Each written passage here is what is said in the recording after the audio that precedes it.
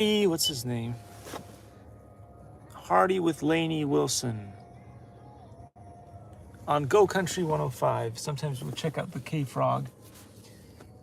But today we're on Go Country 105. And sometimes, what's the other one? 100.3, 103 the something. 103.5. There's My FM, The Wave. Oh man. So many stations. So many stations. Okay. Anyway. It's gloomy. It's gloomy today again, which is not a great thing. It's not a great thing. Let's turn off a bunch of things. I found there's buttons that I can press to turn off a bunch of things. So turn off the camera. We don't want to kill the whatchamacallit, the battery on the car. So we're running the bare minimum right now this morning. The bare minimum. The bare essentials. Look at this. It's part of the auto collection.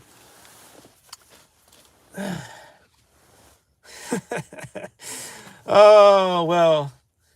I guess you wished. If you were middle America right now, if you're middle America and you're not left, you're not right, and you're right. You're not left, you're not right, but you're a little forward. You are not a very happy person right now because you wished that this guy right here, what's his name? It was Yang 2020, right? Now we're in like 2023. What a disaster it's been. Don't worry, guys. Don't worry, guys. Everything that happened is all your fault. Don't look at me. I haven't voted a single time in America because as one of those people who doesn't like the idea of breaking the law over and over and over again, I didn't want to be a green card holder. I didn't want to be, somebody on a visa voting in the elections like a lot of people do. I didn't want to be that guy. So I didn't vote. And you guys, not cool enough to do this, but I'm going to do it anyway because it's hilarious. And sometimes people ask me, "Are you a stand-up comedian?" And I have to tell them no. When have you ever seen me tell a joke while standing? Nope, I'm not a stand-up comedian. I'm just a guy who's kind of annoyed. With the current state of events in our society. And I've just come to the realization that if you are in California especially, people view kindness as offensive, apparently. It's offensive. If you're kind, you're offensive. And that's what we talked about in the previous episode where I was basically approached by a security guard. Again, not his fault. Love the guy. We did fist bumps at the end of it. Said goodbye to him after everything was resolved. But there's a lot of people reporting on this face. This face is dangerous. So I committed a heinous, a despicable, a deplorable crime of showing up in an event and sitting, smiling and clapping and supporting beautiful dancers. That was my crime. Well, it's hard being a content creator in the modern era. This is something that you would expect like many years ago, back in the day when bigots or bigotism, whatever you want to call it, and racism was on the top of the list of things. But nowadays it's just like, why is this still happening in 2023 in the land of California, a place where people are so good at pointing fingers at others, saying, look at that state, look at what they're doing. And this kind of thing still happens in California. A father goes to a private, sort of private-ish event that he's been invited to support his daughter's dance. And he gets singled out because people think that being kind and supportive and helping out and literally just sitting there, not disturbing anybody, not pushing anybody over, not leering into other people, not sniffing people like Obama does, not grabbing people like Donald Duck does, just sitting, relaxed, with a smile on his face, clapping. I wasn't even wearing a hoodie. Anyway, guys, as I said before, if I was my father, and if I had corporate lawyers, I would have taken those people down so fast. But I'm not the kind of person that he was. I'm just a relaxed, somewhat,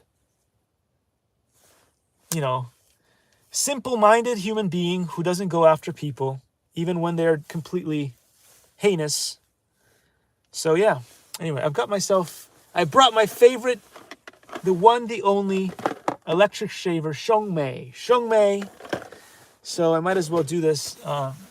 We'll see if I can take off this jacket. If it gets a little bit warm, I'll take off this jacket. But for now, I'm gonna show you how cool this thing is here.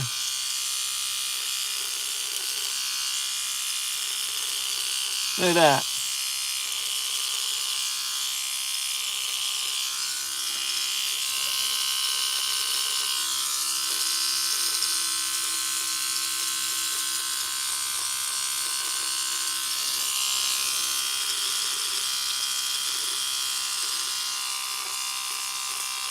You might not think this is much, but considering how difficult it is to shave this kind of hairy face, this is pretty good. I will tell you. This is pretty good. Shengmei, guys. This little thing here does it all. From shaving your head if you need to, because you're becoming a monk and you're tired. You're tired of trying to look for jobs, and you've tried every industry out there, and you're just saying, you know what, I'm gonna be a monk, and you join the monks, or you decide to join the military for much the same reason. Shengmei is a pretty cool thing that you can bring, I guess. I'm not sure what the things are, what the rules are, if you can bring this into a monastery or into the military. I don't know what the latest rules are, but this is a good way to get started. It really cuts and shaves without ripping out all of your skin, which was one of the problems I faced over and over and over with the other ones. And I tried a lot. I tried the Brown. I tried the Phillips. I can't even remember all the other ones that are available, but I tried a lot of them.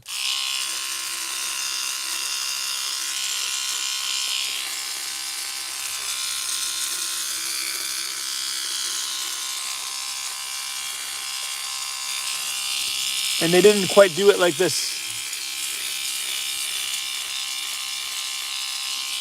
Shengmei.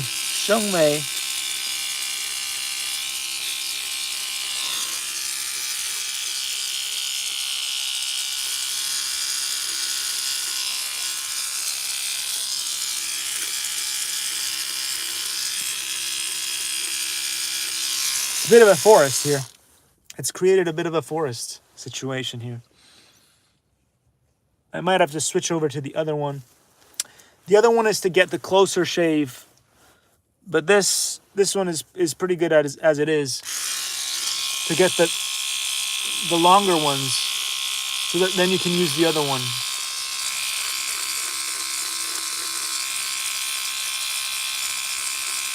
It makes the process a little bit more streamlined. And you might still get cut a little bit, but it's not huge. It's not hugely problematic, if you will. Oh wow. Oh wow. That face looks a little cleaner now. Looks a little cleaner with Shengmei. Shengmei.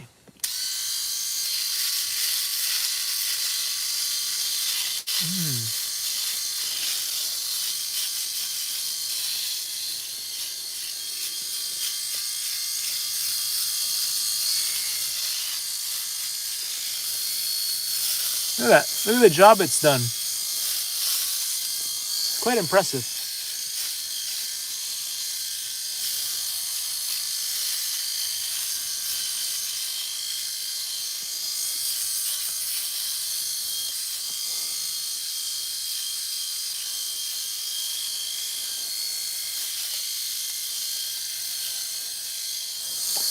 Now, considering the kind of hair that comes out of my face, super curly and horrible, this thing, as you can see, has done a pretty half decent job. I didn't use any cream. I didn't wet the thing, and it does a pretty decent job. Now, if you're going to go to work, you probably want to do this a few hours before, because look at what it does to your face, and this happens no matter what I do. So you want to let your face relax a little bit before you show up at work looking like this. I mean, I don't usually give advice, but that is probably good advice, because then people might think, what's going on? Did you have like a pimple explosion, or what's wrong with your face, man? Anyway, wow, got stuff all over the carpet. Shengmei. There it is, Shengmei. Just in case you guys were looking for it, it's got, I think, it's got a 7 tool bit, but it's also got lots of tools in there. I'm not sure exactly how many tools. I should probably double check that for you guys, but it is very effective, as you guys have just witnessed. So what do you guys think? Are you feeling like the government is doing your bidding? Is the government going to save you? Is the government going to save you if you're homeless, if you are in the lower tier of the world today? If you are somebody who's just good enough to flip burgers and suddenly technology takes over your job, are you feeling safe right now in the current state of events and affairs here in America? I definitely wouldn't feel safe.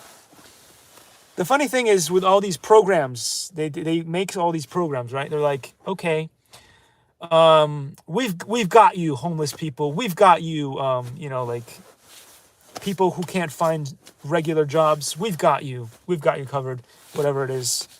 And then you still see people.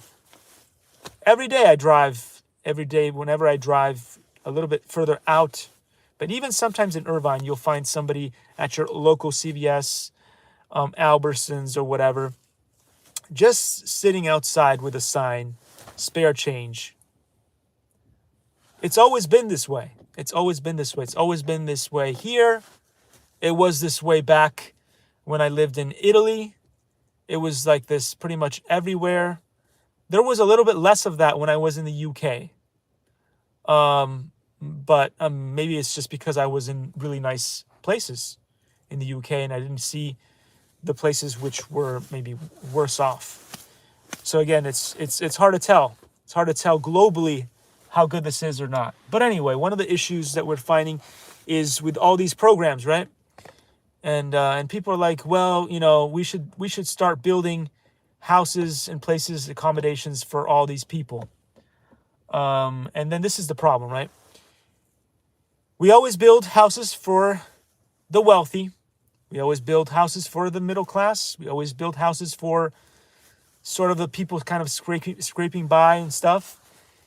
But then there's no houses for that situation where you've just lost your job and let's say you don't have parents or anybody you can go to live with while you find your next gig. We don't have houses for that. We don't have houses to really keep the homeless from freezing to death. And you know, they do have shelters and things like that. But I'm sure that those things are so overwhelmed that, you know. And also, the other thing is, if you are going to create programs, because let's face it, it's easier for you to come into the United States or find a job as somebody who just came in as an illegal immigrant. And probably at this point, maybe even easier to get a job if you are like, not talking like a hardened criminal, but somebody who just did something wrong and went into jail, and then they sort of have like a parole officer and all that stuff, and people trying to help you to get back into the workforce. I think that is probably still easier in some cases than your general imbecile, and your general embellished seal like myself, for instance, who was just trying to find a job working as a postman. Because you know why? The reason is, if you ended up if you ended up in jail, or if you ended up as an illegal immigrant, there's systems in place, you know, that think like, you know, well, if you're coming over and you have a language barrier, then we'll help you out in this way or that way, and we'll try to fit you into a system. But if you are a regular, run-of-the-mill, average Joe human being, and you lose your job, or if you just suck at finding jobs, then you're probably worse off than those people. Because there's nobody to handhold you, there's nobody to save you, there's nobody to help you through the system. And so you may be throwing out your resumes into the black hole, or you may just get beaten down by a computer program that says, no, you're not qualified. So in a situation like this, you're like, okay, well. And then the stats, you get the statistics that are out there. Very interesting statistics about all kinds of stuff, saying that, yes, the numbers are good. Employment is up. Yeah, they always know how to fix. They always know how to cook the books, don't they? How many people are out there who just given up and never, ever, ever will be able to get back into the workforce? How many? That's a good number to look at. Maybe do a poll on that. But most people won't even participate in the poll. Why? Because even if you're not in the poll, people are too ashamed to speak up and say, well, you know what? I gave up. I gave up looking for work, and I will never be able to go back to work ever. They're too ashamed, so they won't say it. So you will never know the real numbers. All right, so anyway, guys, let's go back into investment management, a science to teach or an art to learn. Let's find out. Exhibit 2.3, the defense and critique of CAPM theory and practice. That's what we left off on yesterday. And I was hoping to do this, but it's so cold that I can't really do this. I came prepared today with a nice jacket underneath. Okay, I know it's a turtleneck, so might have to do this. Show a little chest hair. I was going to do the whole thing, you know, but it's cold, so I'm not going to do that. I'm going to keep the jacket on. I was going to pretend to be the financial guy. Again, my preference in life would be to wear a suit every day, because that was what my dad used to do. I thought that was going to be my life. I thought I was going to be a businessman, a corporate guy, my whole life. That's what I thought I was going to be, until I was told by the world, no, you can't do that. You can't even be a postman in California. I'm an alien. I'm an evil alien. I'm an Englishman in New York. In this case, I'm not. I'm an Italian. I'm in the Italian stallion miniature version. In in a world that doesn't want me, in a world that loves to think that my kindness, my willingness to tell people about what could be done to make the world a better place is considered suspicious and devious and deplorable. Anyway, let's continue on. Let's talk about CAPM, whatever that thing was. CAPM. Let's go. Let's start with the defenders. Many view the poor performance of the CAPM during the 2007-2009 financial crisis as an expression of normal statistical fluctuations. Mr. Waring remarked, CAPM provides statistical forecasts of distributions of returns, not exact forecasts. When a model does not seem to work over a particular period, people often say that the model is invalid. But it needs to be pointed out that it is the random part of the model that they are seeing. It does not mean the model is not working. Consider a typical pension fund consisting of 60% equities and 40% bonds, which has a return distribution with a standard deviation of 10%, around a mean of 8% as forecast by the CAPM.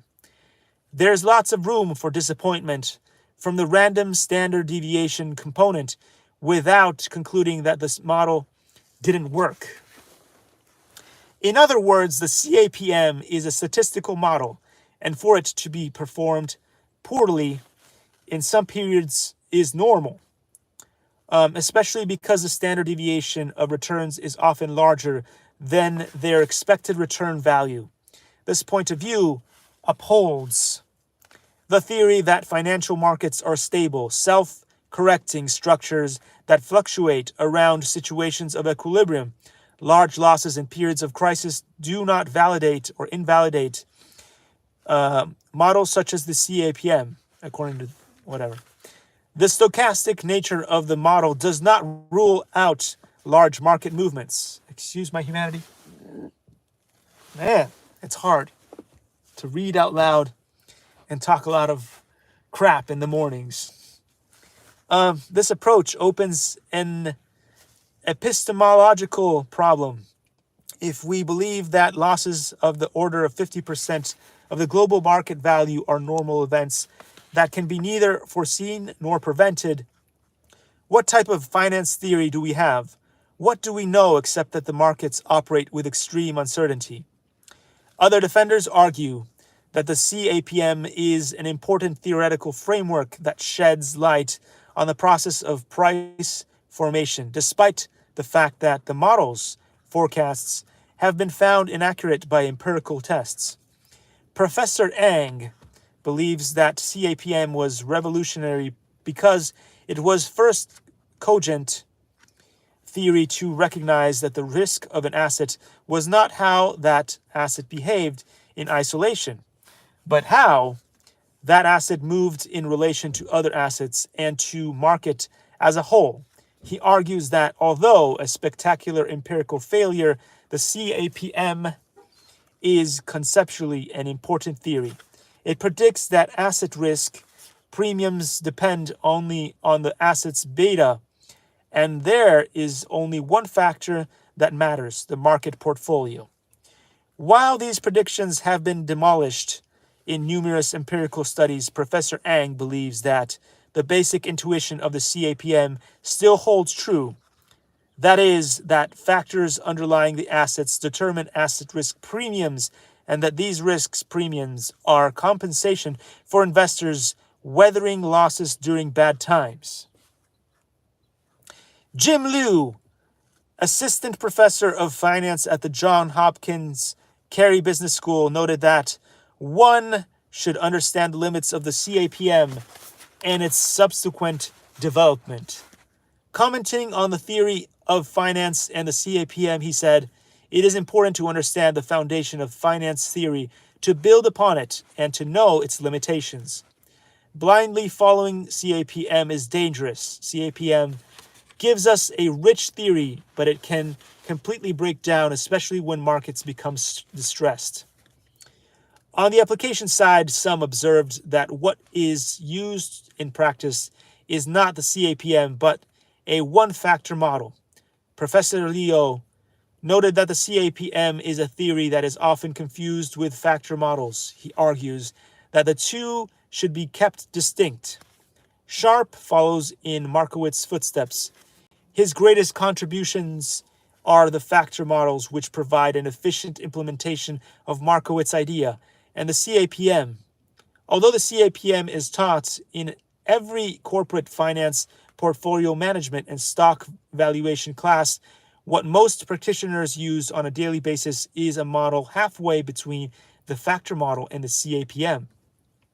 This reveals a deeply rooted ambiguity at the heart of finance.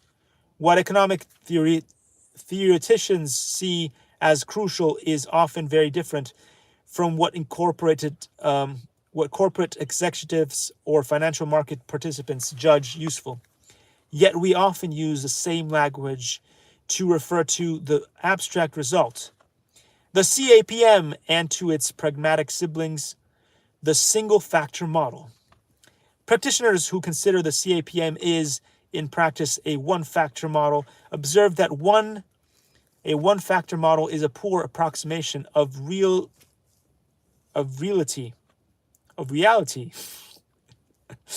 Okay, so poor approximation of reality. Ever since factor models were proposed by Stephen Ross in 1976, the debate on the number of type of factors needed to describe returns has a long history. But there are theoretical problems associated with factor models. For example, when performing factor analysis of empirical return series, no reasonably small number of factors produces uncorrelated residuals produces uncorrelated residuals, the desired result. If residuals are allowed to be correlated, however, we may be able to identify factors in residuals. A clear distinction can be made between global factors and the factors of the residuals only in the limiting case of the infinite markets, by which we mean idealized conceptual markets, formed by an infinite number of stocks. In infinite markets, factors cannot be uniquely identified, which justifies the proliferation of commercially available factor models. Schroeder's Alan Brown remarked, "Everyone needs to realize that the CAPM is a partial equilibrium model.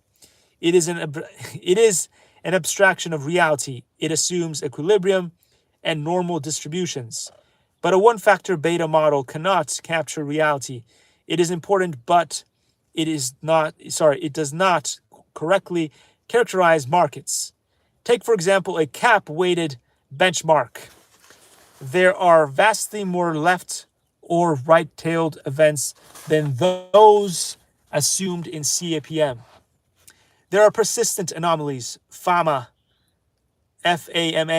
French's 1992-1993 three-factor model, which adds value and size, is a good step forward, but it is still just an abstraction of reality." What are betas to do? In summary, despite all the critiques, CAPM is a flawed partial equilibrium theory, and the one-factor model sloppy econometrics, and the fact that forecasts given by the CAPM have been found wanting in numerous empirical studies. The CAPM is still widely considered, at least in academia, to be a valid theoretical framework for asset pricing. In practice, the one-factor model is considered to be little more than a first approximation. A richer factor structure is called for. We look at the implications of these ideas and findings on teaching the CAPM in later chapters. So now we're going to jump into the efficient market hypothesis. Do you find this incredibly riveting and exciting? I do. Every morning I wake up and I'm like, yes, I'm going to learn more about financial structures. Oh, this is enjoyable. The efficient market hypothesis. Let's dive right deep into it because it's important. It's what the world is made out of. The efficient market hypothesis, the EMH, was first introduced by Eugene Fama. Eugene FMA. FAMA. What you gonna do? I got distracted again. I gotta stop that. It's bad for me.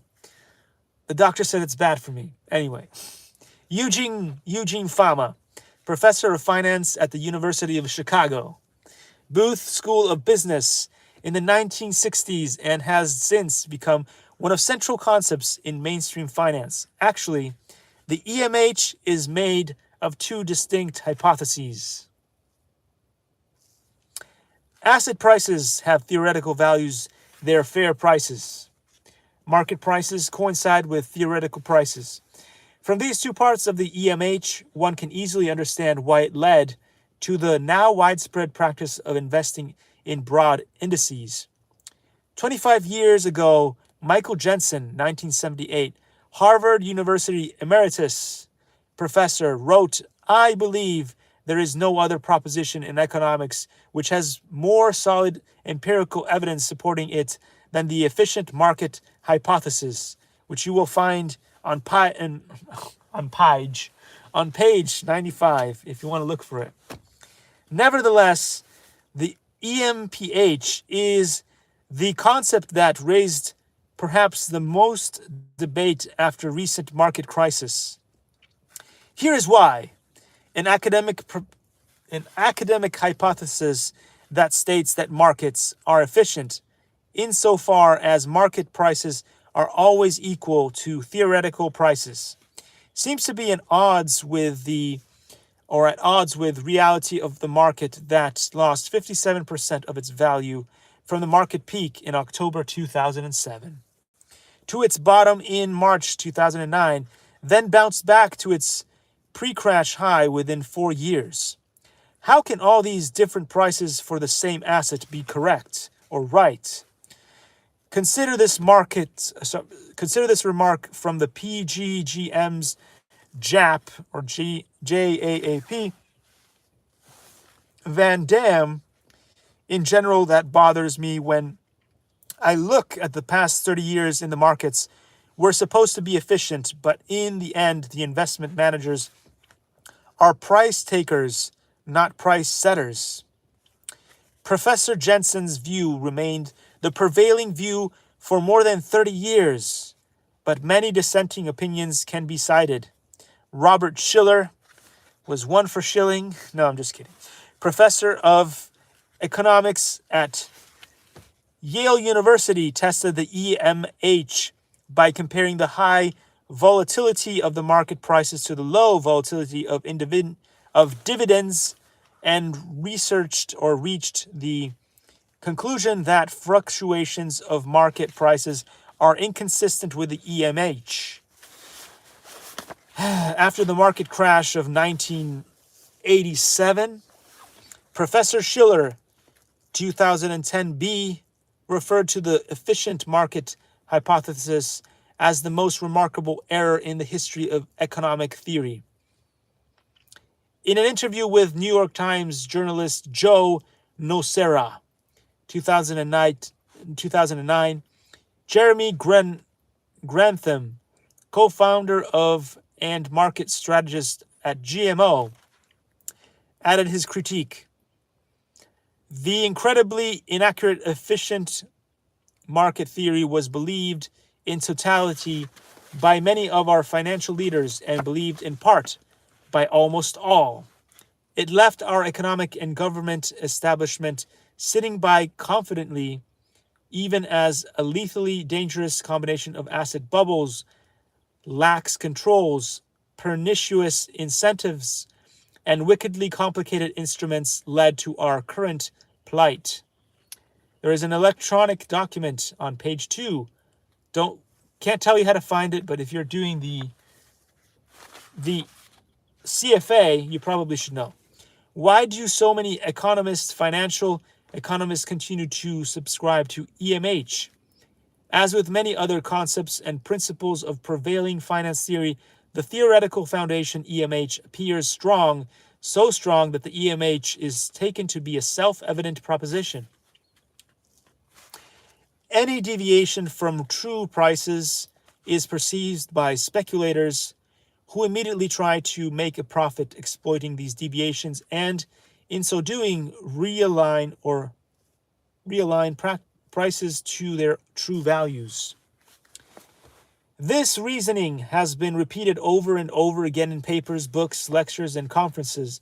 Despite the reasoning's apparent strength, however, it contains three questionable points. What is the theoretical price of a financial asset? How do we know it? Do we have any reason to believe that market value will move towards this hypothetical theoretical value? Let's now examine the various points of view concerning the EMH. First, Exhibit 2.4 summarizes views from the industry and academia. Exciting stuff. So we're going to go and check out the Exhibit 2.4. It summarizes view from the industry and academia. Exhibit 2.4, the defense and critique of the EMH. I can see you at home jumping up and down in your chairs with excitement. We're going to find out about the EMH and the critique and the defense of it. Don't get too excited. So the defense of the EMH. The EMH is a sound concept and an empirically variable or viable proposition. Speculators immediately spot any mispricing and realign market prices to their true value, theoretical value. Excess returns earned by forecasting markets are marginal and highly volatile. In practice, active portfolio managers have a devilishly hard time beating market benchmarks, which supports the EMH. The EMH, so this is the empirical critique of the EMH. The EMH is conceptually sound, but empirically false. Many tests show that market prices deviate from their theoretical values and that markets are subject to forecastable distortions. Radical critique of the EMH. This is really radical. We don't know if it comes from the radical left, as Donald Duck would say.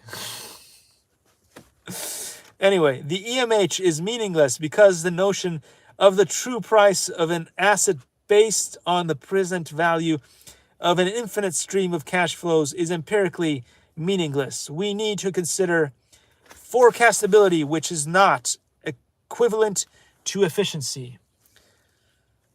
Understand the forecastability, which is not equivalent to efficiency.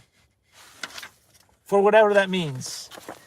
When I get in the morning and I step by his side and I take a deep breath. I don't know why. I was just looking for the cable. I was going to charge my book right now to make sure it's ready for tomorrow. I thought it was a Kindle for a second there. I thought it was a Kindle. Look, I've got my lightning cable. I'm not sure that lightning cable would work with this, so I might have to use the other kind of cable to charge my investment management, a science to teach or an art to learn from CFA Institute. Gosh darn it, people. Gosh darn it. Oh, look what I have today. It's called Motifs. Motifs. I'm going to butcher yet another language today. Why don't we do a little Francais. Kimberly Jansma and Margaret Ann Casson don't sound very French. However, they must have written this book, even though they don't sound very French. Motifs, an introduction to French, 3rd edition. Oh, there's multiple editions of this thing. So I guess there must have been an edition 1. And by definition, an edition number 2. Oh, look at that. Look. there's a map of France. A map of France. Could you believe that? And Swiss. La Suisse, where I lived for quite some time. La Suisse is right there, right next to France. And then, oh look at that. Look at that. It's the United States of America surrounded by other things up there. And then we've got Africa, Europe, Asia, and Australia in the other one. Look at all that. Look at all that, guys. I bet you know your geography. Your geography well. Look, this is that place from whence I came. And this is the island from whence I came. And I was born under a volcano there. La Sicile, Sicily, La Sicilia, however you want to call it.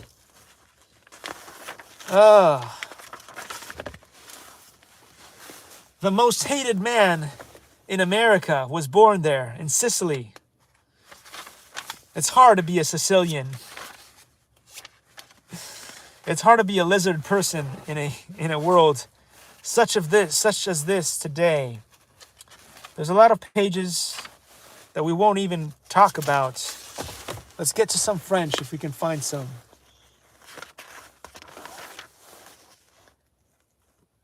Oh, look. Module 1. Oh, well. This is such a big, heavy book. I can't charge this one either. The lightning cable is not designed to charge this. Anyway, so Module 1. Les camarades et la salle de classe. What does that even mean? I guess it's the good old students and their class. Basically, the room in which they learn. Les camarades et la salle de classe. If only Bear Paints had hired me a while back to be a customer service representative for their company, I would have been a happy man. I would have sat in a nice cubicle. I would have answered and picked up the phone and done fun stuff. But look at me now. Look at me now at YouTube. Look at me now at YouTube, living the dream. 1,500 subscribers and trailing. While all of my friends' channels are doing so well. Anyway, what if Bloomberg had taken a chance at another midget like him? I could have been doing localization. My French would be pretty good right now. I would have been a localization specialist at Bloomberg. How different would my life be today? I don't know. That could have been something to explore, had it happened. Anyway, in this chapter, you will learn fundamentals to help you communicate in your classroom surroundings. However, to introduce yourself and greet fellow students, identify objects in the classroom, identify people, and describe them, count and spell. In the perspective culturel, if you will, section, you will also learn about the Francophone world and why French and English have so many cognates or words in common. Wow, that is so exciting. I can't wait to learn all about that. So it starts with thème et pratique de conversation. Then it says comment se présenter et se saluer. Is this in okay? It says identification. No. Now it's in French. I gotta be careful. I'm switching from French to English and French, and haven't done this in a while. Identification des choses, identification des personnes, la description des personnes. La description des personnes, les vêtements et les couleurs. Comment communiquer en classe. Lots of fun stuff. Les structures utiles. Tu et vous. This is what happens, okay, guys? This is the problem with languages, the Rubik's Cube, and many other activities is when you don't practice, you might still be able to always, like you watch a French movie and you can understand everything. If a French person comes up to you and speaks to you in French, you will remember everything and understand everything they say. Same with Italian shows. I can still watch Italian shows. But the problem is, if you don't talk, you don't use the language, you forget how to say things. And also, you're so used to speaking in English or whatever it is. So there's a certain flow of the English language and a certain order in which the words are put together in sentences in the English languages, which is different from the way you structure the French, the Italian, and so many other languages. So that's the struggle right now. The struggle right now is, can I even pronounce some of these words? Tu et vous. Oui. Non, qui? Qui est-ce? Qu'est-ce que c'est? Est-ce que? Les articles indéfinis, les pronoms sujets avec être, les adjectifs, introduction. So basically, there's a bunch of things going on here. Perspective culturelle, bienvenue au monde francophone, vocabulaire en mouvement, lecture, chanson de tout le monde, un pas en avant. Isn't this exciting, guys? I was finally able to get through a couple of words, not even proper paragraphs. So this is going to be hard for me. You're going to enjoy the humiliation, obviously. And so, yeah, this is going to be fun. We're going to work on this, but don't forget, I still have, this is not going to keep us going for very long. So I had to find something else. And so this is where we're going to continue on tomorrow on this book, but I need to find some kind of marking system to stick in there so that then tomorrow when I try to do this, I don't know, maybe we'll use Toyota. Toyota's a good one to use. Toyota. We make it easy on you. See, they always try to make it easy on you. I found something that I can put in the book. And this tells us to maybe go and maybe do a RAV4 brakes. Are your brakes squeaking? You probably want to take your car to get checked and have your brake pads changed out. That's the word I was looking for. Man, why are there so many pretty people in Irvine, California? Woodbridge. Why is that? I don't know. We should figure that out. But anyway. Let's go. King Alfonso. We are reading from, just in case you wanted to buy this book, I don't even know if it's available on Amazon, but it could. It's called Voglia di Cucinare is the brand, I think. Cocktail classici e esotici with an ampersand. I'm not sure why. They could have just said E. Anyway, it's from Giunti di Metra, which I guess is a combination between Italian and Russian, maybe? I don't know. If you want this book, go find it. Now you know where to get it. Somewhere. Not specific enough? I'm sorry. I don't do that. And if you really want to find out about a bunch of the other books that we are reading in this program, a video is about to pop up right here in this top corner of the video right there. So please click on the one that's going to come up right here. Yes. It's amazing. Don't you see this? You can't see it? Get your eyes checked. It's right here. Ingredienti: 4 cl liquore al caffè, panna montata.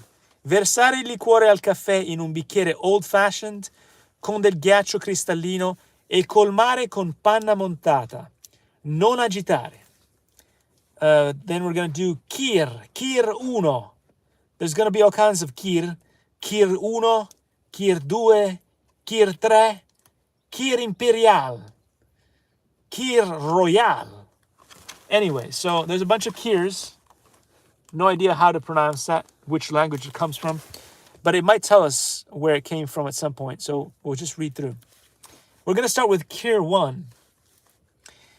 2 CL crema de cassis blackcurrant, which is black currant. Vino bianco bourgogne aligoté, which I don't know what the heck is that, but anyway, that's probably how the Italians would pronounce it.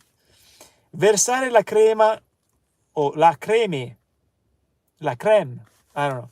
Versare la creme de cassis in un bicchiere flute, colmare il vino bianco ben freddo e mescolare bene. Mescolare bene means to mix well. Freddo means cold. Bicchiere is a glass. The rest of the research you'll have to do on your own. Google it, Amazon it, Hey Siri it, whatever you find to be most useful to you. We're going to jump into Kir 2 or Kir 2, Kir Imperial. Ingredienti: 2 CL crema di lampone champagne. Versare la crema di lampone in un bicchiere flute e colmare con lo champagne freddo. We're going to go to Kir 3, which is Kir Royal. Ingredienti: 2 CL creme de chassis or cassis, however you're supposed to say that, I have no idea. Blackcurrant champagne. Versare le creme di cassis in un bicchiere flute e colmare con lo champagne freddo. Now we're going to jump into Mai Tai. Who doesn't like a good old Mai Tai?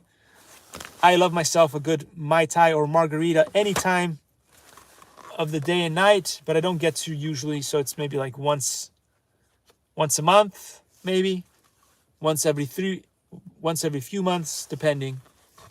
Not often. Let's just put it that way. It says ingredienti: 2 decimi rum bianco, 2 decimi curacao, arancione. Not just any curacao, it has to be curacao arancione, which is orange, for those who don't know Italian. 2 decimi rum scuro, 2 decimi succo di lime, 1 decimo sciroppo di granita, 1 decimo sciroppo di orzata. I mean, I don't know, with all the things that I do on this channel, I'm not sure how Chris Cuomo is beating me. Chris Cuomo, one of the most hated men in America, is still not as hated as me. And now that the Donald Duck is back on Twitter, he has more subscribers than me on YouTube. How is that even possible? For being such a hated man, how does that work? Must it be that binge hate watching that I always talk about? Maybe. Come binge hate my channel, please. Two of the most hated men in America have more subscribers on their channel than ever. And this, by the way, could be a little, what do you call it? Advertisement for Chris Cuomo. He seems to be on the mend. He seems to be a reformed dog, if you will. Go check out his stuff. He even has an episode with the man himself, Andrew Yang. Okay, so anyway, back to Mai Tai. Back to Mai Tais.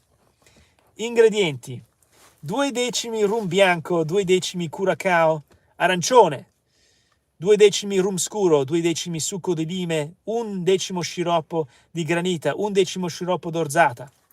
Versare in un bicchiere tumbler alto con alcuni cubetti di ghiaccio cristallino e decorare con uno spicchio d'ananas, 2 ciliegie e un rametto di menta. Okay, let's jump into Margarita. How do you make a good old Margarita the Italian style way? Or the Mexican way? I don't know. Oh man, somebody's got to stop this from happening. They have to stop this from happening. all these people just walking by. It's so distracting, especially when they are dragging along a cute puppy. Anyway, so Margarita, back to Margarita. We had to stop these messages. We had to interrupt for these messages to be said. Ingredienti: 6/10, 6 decimi tequila, 3 decimi contrio, 1 decimo succo di limone o lime e sale. So you need a little bit of salt. Well, that's great because I'm salty all the time. So I'm always in town bringing you some salt. So that's good. Hey, it saves you from buying salt. So you should thank me. You should thank me for bringing the salt. Mettere a ghiacciare in freezer una coppetta da cocktail. Quando sarà ben fredda, estrarla e umetterla. Why do they use such old terms? It's not even normal. Does anybody use this term? Umettare. Maybe they still use that. I don't know. Which basically, I guess, means to put a little bit of liquid and to wet the border of the next thing that I'm going to read. But I mean, this is serious. There's so many easier Italian words they could have put in this book. But anyway. Mettere a ghiacciare in freezer una coppetta da cocktail. Quando sarà ben fredda, estrarla e umettare il bordo con un pezzetto di lime. Capovolgere il bicchiere posandolo su un piatto di sale in modo che possa aderire al vetro inumidito. Did they really have to use that? Anyway. Versare nello shaker alcuni cubetti di ghiaccio cristallino, aggiungere quindi tequila, contreau e succo di limone, poi agitare brevemente, versare il cocktail nella coppetta filantrandola con l'apposito passino. L'invenzione della Margherita è attribuita a Dani Herrera, proprietario del rancho La Gloria, che negli anni 40 avrebbe sperimentato una serie di cocktail per omaggiare una sua ospite. Il Margherita sarebbe stato il più riuscito. Anyway, so we're gonna hang in Manhattan tomorrow, and we're gonna tell you how to do the Manhattan tomorrow. It sounds a little bit New Yorkan. I have not forgotten about this book. I just haven't read it from it in a while. But it still exists. Intentional Robots. And we will dive back into that soon. And then I also have this fantastic book. Just in case you were tired of being the person looking for jobs and you wanted to become a recruiter yourself. So you could stop doing that and then find people jobs. Yeah. That'd be pretty cool. Unfortunately, the majority of the people that you will try to staff will be unstaffable and unemployable because the category of unemployables is just spreading endlessly and beyond. Anyway, guys, with that said, I wish you a fantastic rest of your day. Don't stress out and be cool because at least remember, at least you're not that pesky, conniving son of a gun, marker of views. So your life is pretty good. And with that, I say bye. See ya.